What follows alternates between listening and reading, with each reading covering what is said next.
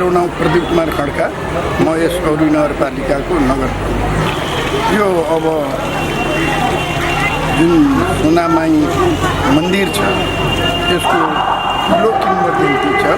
पहिलेदेखि नै यो अहिले 100-200 वर्षमा बनेको मन्दिर होइन, यो पौराणिक कालदेखि बनेको मन्दिर हो। यहाँ मान्छेलाई विश्वास छ यो मन्दिरको जुन सिमाना छ त्यो सिमानामा प्रवेश गर्ने बित्तिकै जुनसुकै व्यक्तिलाई पनि भूत प्रेतको सङ्ख्या छ उनीहरूलाई चाहिँ माताले एउटा कम्पन दिएर आफै ठिक गर्ने प्रचलन छ। र यो मन्दिरको परेवादेखि लिएर अष्टमीसम्म यहाँ चाहिँ भूतको चाहिँ नि मेला लाग्छ। विभिन्न ठाउँबाट इन्डियाबाट पनि त्यो मेलामा चाहिँ मान्छेहरू आउँछन्। र अर्को एउटा विश्वास छ यहाँ आइसकेपछि जसलाई पुत्री सन्तान भएको छैन त्यस्ताहरूको पनि मनोकामना पुरा भएको छ र त्यो किंवदन्ती पनि छ। र अहिले त्यस्ता व्यक्तिहरूको पनि भिड बढिरहेको छ। यहाँनिर हामी कहाँ विशेष गरेर नेपालका त हुन्छन्, भारत बिहारका महाराष्ट्रका पनि केही व्यक्तिहरू आएको देखे। उनीहरूको चाहिँ आफ्नो कामना पुरा भइसकेपछि मेलापछि आउँदो रहेछ। जस्तै सोमबार र शुक्रबार यहाँनिर बलि चढ्छ। अरू दिन अहिले हामीले बाहिरबाट आउने आगन्तुकहरूलाई बस्नको निम्ति 3वटा धर्मशालाको व्यवस्था छ।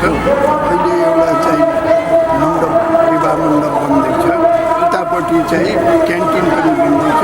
भविष्यमा हाम्रो सोच छ कि यो मन्दिरलाई एउटा हामीले चाहिँ विवाह जुन गाउँ समाजमा पार्टी प्यालेसहरू हुँदैन, विवाह गर्न पहिलेको जस्तो फराकिलो ठाउँहरू छैन, अप्ठ्यारो हुन्छ, त्यसलाई मध्यनजर गर्दै हामीले कमसेकम शुल्कमा यसको हामी मेन्टेन गर्न सक्नु त्यो उद्देश्य राखेर हामी कार्य गरेको छु। आउँदो सालमा यो कम्प्लिट हुन्छ।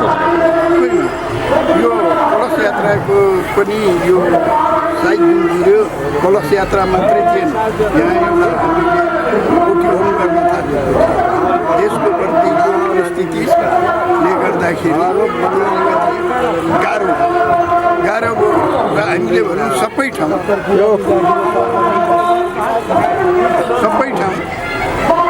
दुर्गाहरू भन्छ हाम्रो पालिकामा कहीँ पनि भन्छ। र आस्था धर्मप्रति आस्था अहिले मानिसमा यति बढेर आएको छ, जस्तै रामगोपालपुर जाने, गौशाला जाने, बरु त्योलाई हामी यहीँ आफ्नो पालिकामै किन कायम नगर्ने भनेर कलश यात्रा सुरु गरिएको छ। अब आउँदो सालमा यसलाई अझै भव्य ढङ्गले गर्ने सोच चाहिँ बनाइरहेको छु। जसरी यहाँ जुन सहभागिता देखियो, धर्मप्रतिको आस्था देखियो नगरवासीहरूको, त्यसले गर्दाखेरि मलाई प्रेरणा आयो। होइन, हामीले एम्बुलेन्स राखेको छौँ। यो अहिले एकाएक मौसम चेन्ज भएर जाने गरम बढेको हुनाले अगाडि हाम्रो कलश यात्रा थियो, पछि हामीले एम्बुलेन्स राखेका थियौँ र हामीले केही दबाईको पनि व्यवस्था गरेको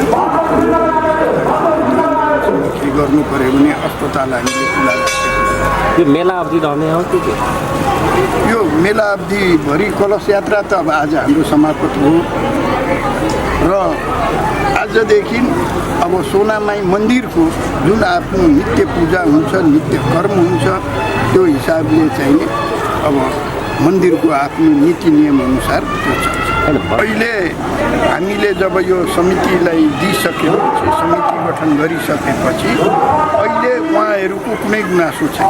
उहाँहरू आफै आशा हुन्छ कि 2 वर्षमा कसरी यत्रो भयो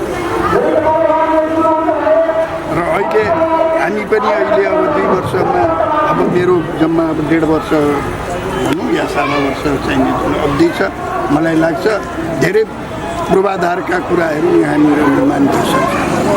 अन्तमा के भन्न चाहनुहुन्छ?